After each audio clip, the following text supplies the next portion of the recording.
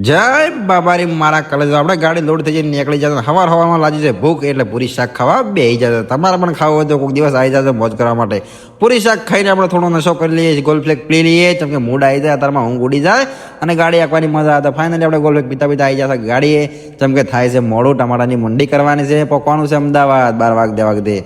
system system system ફાડ દેંગે તો જોઈ શકો છો કે આપણા નદી આવી ગઈ છે જે ભાઈ ઓળખતા હોય કોમેન્ટ કરવાનું ભૂલતા ના ક્યાં કઈ નદી છે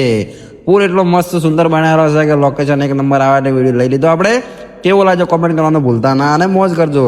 રસ્તામાં જતા ટ્રાફિક ફૂલ હતું જોઈ શકો છો કે ટ્રાફિક થઈ ગયું છે બહુ જોમ પણ આપણો રોડ ખાલી હતો એટલે આપણે તો એસી નીકળવાનું જ છે